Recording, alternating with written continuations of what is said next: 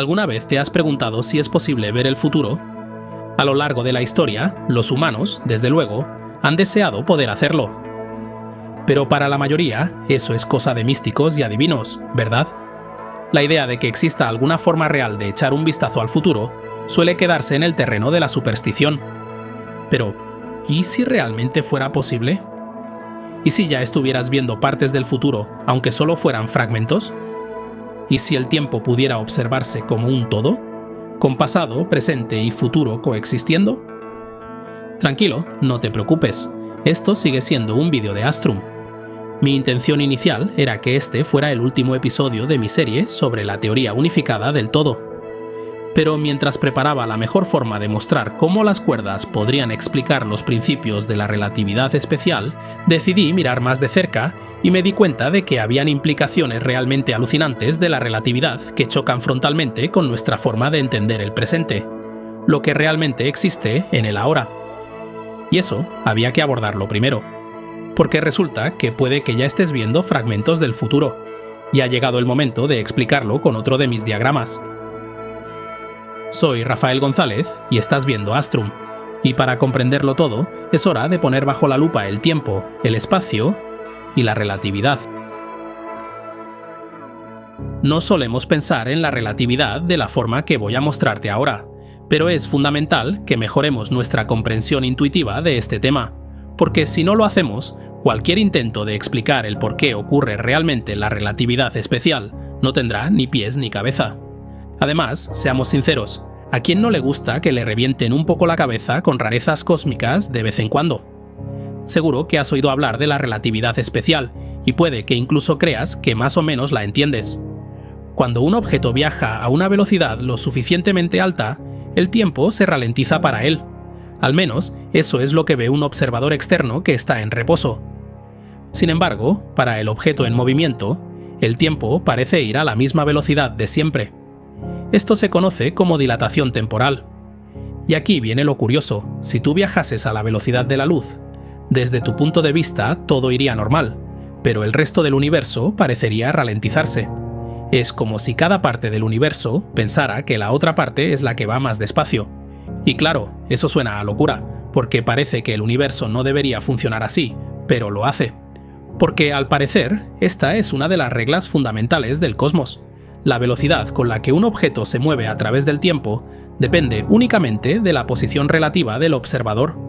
No existe una velocidad real a la que las cosas se desplacen por el tiempo. ¿Raro? Pues sí. Pero espérate que lo más alucinante todavía está por venir. Las implicaciones de todo esto son de otro nivel. Vamos a hablar ahora de otro elemento clave de la relatividad especial, la contracción de la longitud. Y este es un concepto bastante extraño. Desde el punto de vista de un observador externo en reposo, si un objeto se desplazara a un porcentaje lo suficientemente alto de la velocidad de la luz, ese observador empezaría a ver cómo el objeto se aplana. Por ejemplo, una pelota se convertiría en una especie de tortita gigante. Este aplanamiento ocurre en la dirección del movimiento del objeto, y no es solo una idea loca. Ha sido demostrado tanto matemáticamente como experimentalmente. Por ejemplo, en el Gran Colisionador de Hadrones hemos disparado protones a velocidades altísimas, y los patrones de colisión que observamos solo tienen sentido si este efecto de tortita realmente ocurre. Es rarísimo, pero todo apunta a que es real. Varios experimentos respaldan la contracción de la longitud, como el experimento de Kennedy-Thorndike o los experimentos con la desintegración de muones. Los muones, que son partículas que atraviesan nuestra atmósfera, no se desintegran tan rápido como deberían, y eso, precisamente, es gracias a este efecto. Ahora bien, al igual que con la dilatación temporal, la contracción de la longitud es una cuestión de perspectiva. Si tú fueras el objeto que se está desplazando cerca de la velocidad de la luz, no notarías que te estás contrayendo. Al contrario, igual que ocurre con el tiempo, empezarías a ver cómo todo lo demás se contrae en la dirección de tu movimiento. Hay cálculos muy buenos que explican por qué pasa esto, pero hoy no vamos a meternos en ese berenjenal. Porque lo que de verdad nos interesa aquí no son tanto las causas, sino las consecuencias de esta contracción de la longitud. Después de todo, queremos llegar al momento en el que de verdad empezamos a ver el futuro. Y para llegar a ese punto, vamos a necesitar un experimento mental. Este experimento es conocido como la paradoja del granero y la pértiga, y dice lo siguiente: ¿qué pasa si intentas meter una pértiga de 40 metros dentro de un granero de solo 20 metros? Imaginemos que el granero tiene una puerta a cada lado, por donde puedes deslizar la pértiga. Obviamente, en condiciones normales, esto sería complicado, por no decir imposible, a menos que la pértiga se doblara o se rompiera. Pero si aprovechamos los principios de la relatividad especial, la cosa cambia. Solo tendrías que lanzar la pértiga a través de una de las puertas a una velocidad cercana a la de la luz.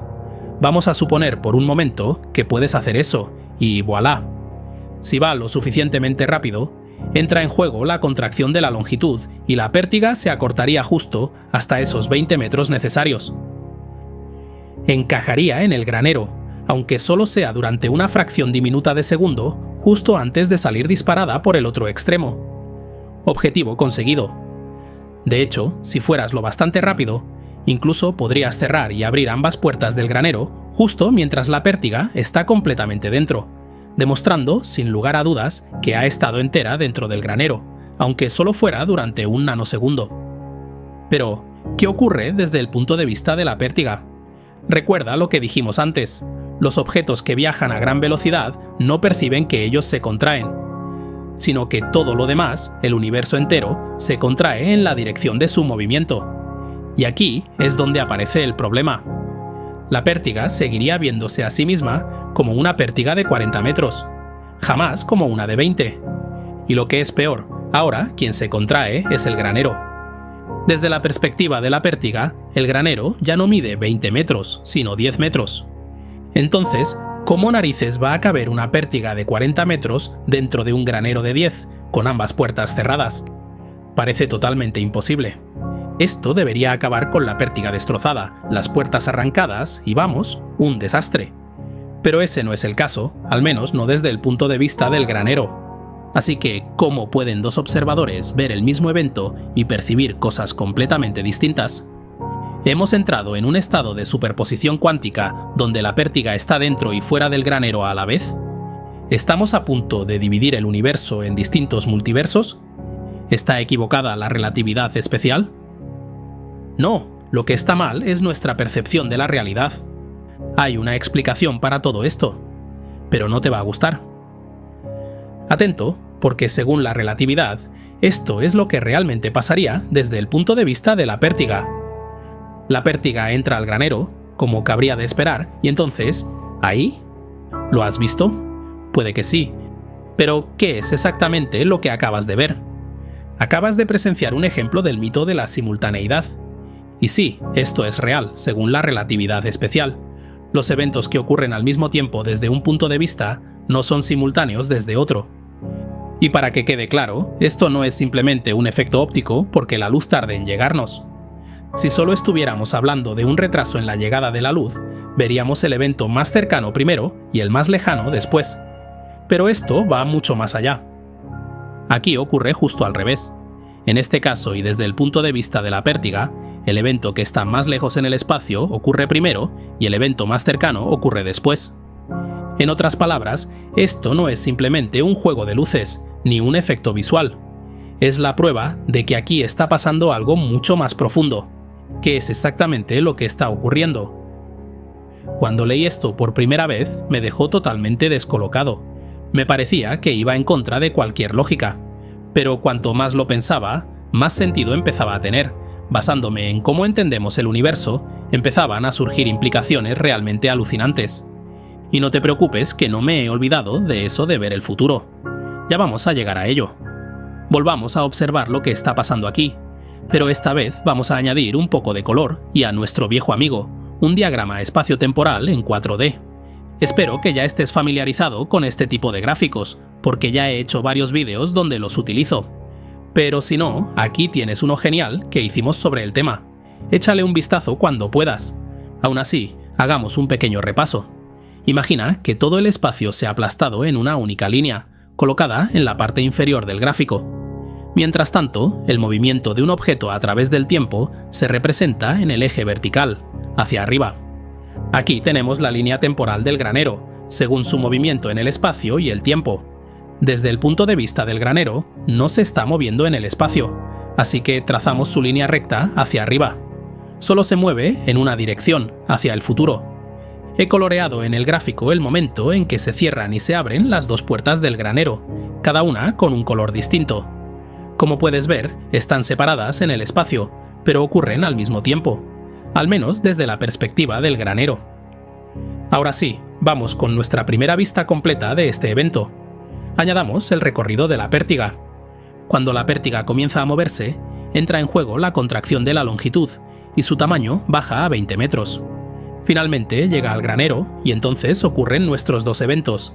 Ambas puertas del granero se cierran al mismo tiempo, y la pértiga queda justo dentro. Todo encaja desde el punto de vista del granero. Pero, ¿qué es lo que ve la pértiga? Vamos a poner a la pértiga como objeto en reposo dentro de este gráfico. Al fin y al cabo, esto es relatividad. Desde la perspectiva de la pértiga, es el granero el que se mueve rápidamente hacia ella, no al revés.